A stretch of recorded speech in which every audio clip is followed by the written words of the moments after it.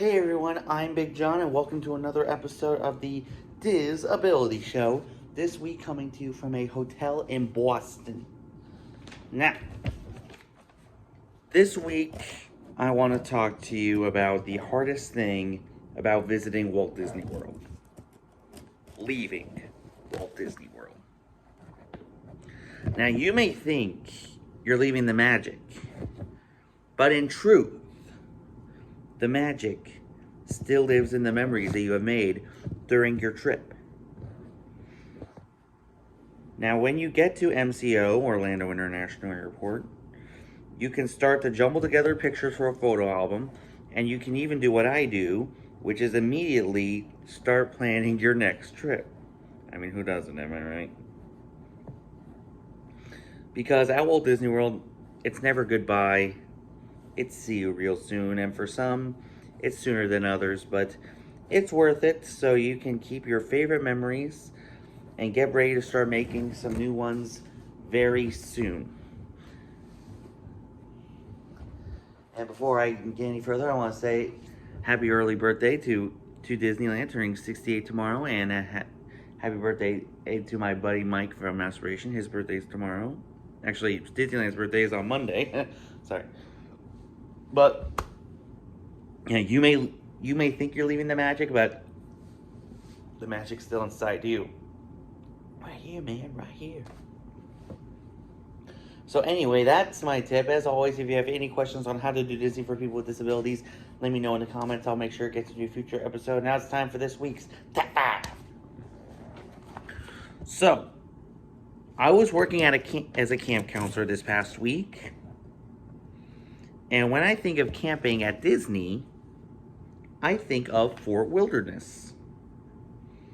So this week, we're going to talk about my top 5 things to do at Fort Wilderness.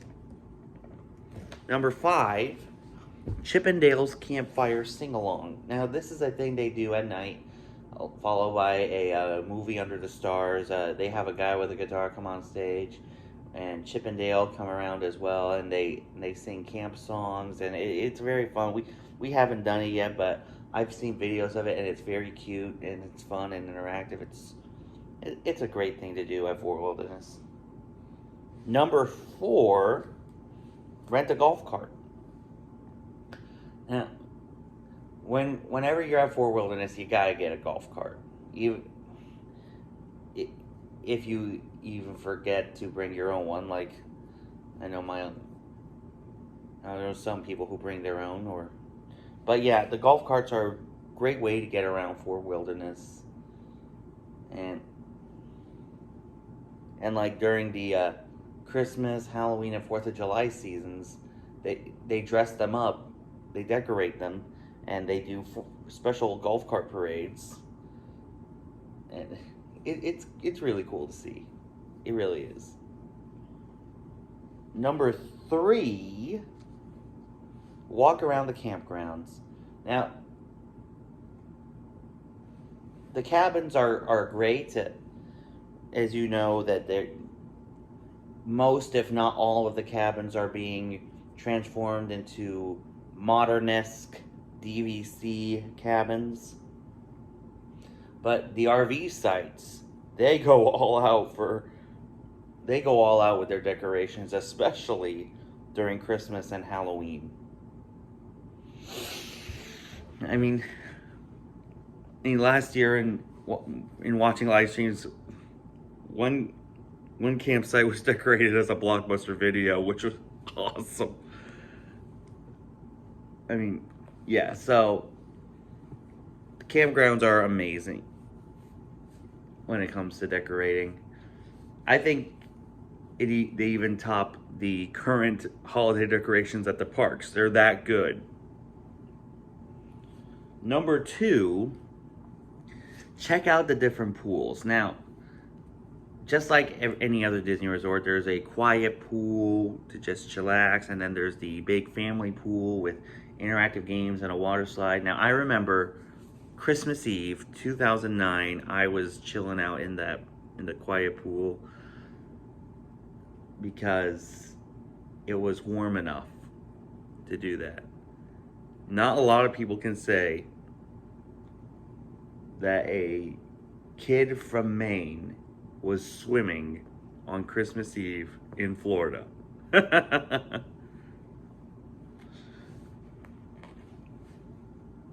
And my number one thing to do at Fort Wilderness, even if you're not staying at Fort Wilderness, and this should come as no surprise to anyone, the Hoop-Dee-Doo review at Pioneer Hall.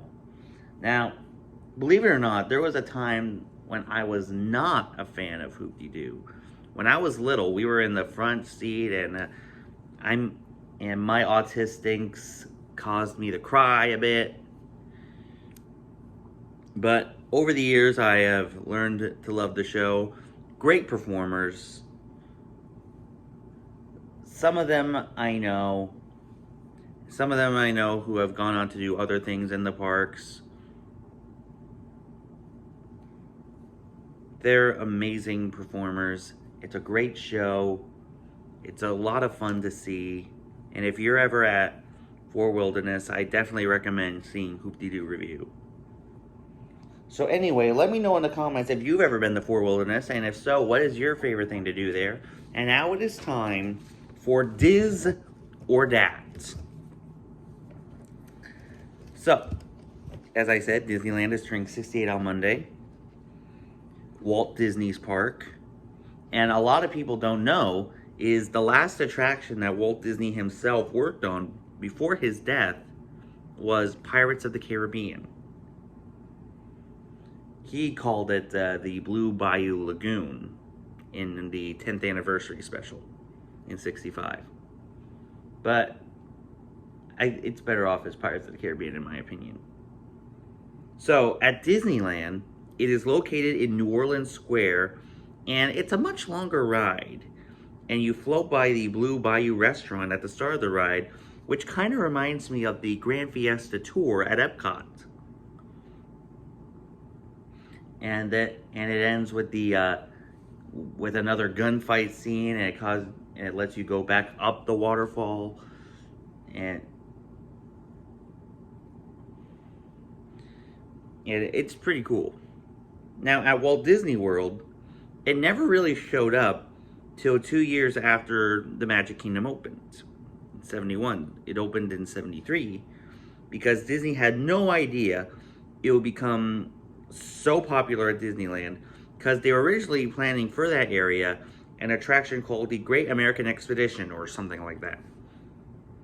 But they made the right choice, I think, because the ride at Magic Kingdom is perfectly fit in Adventureland, and it's a few minutes shorter than the version at Disneyland, but it's still a great ride.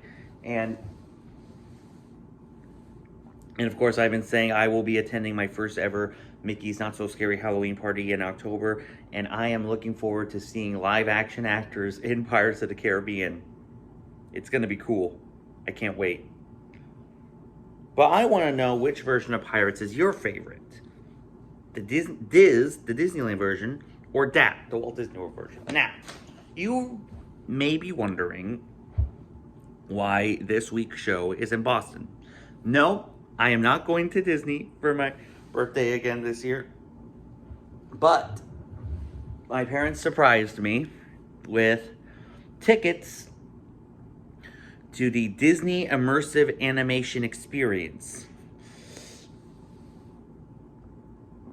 Now, this is something very cool, and so what it is that we're going to be in VIP E section, which means we can just enter and exit at willy-nilly, and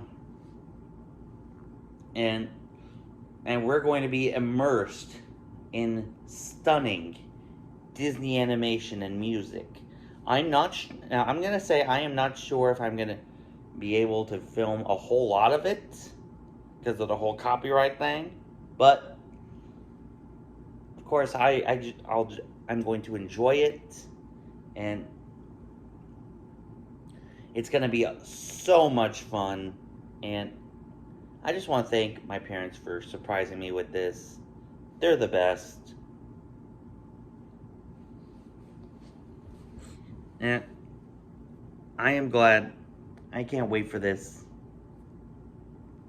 So, anyway, that's my show. As I said, if you have any questions on how to do Disney for people with disabilities, let me know in the comments. I'll make sure to get to a future episode for this week's shoutouts. Make sure you guys check out my buddy Mike at Mousepiration. He is recovering from his operation. He had appendicitis. I've been there.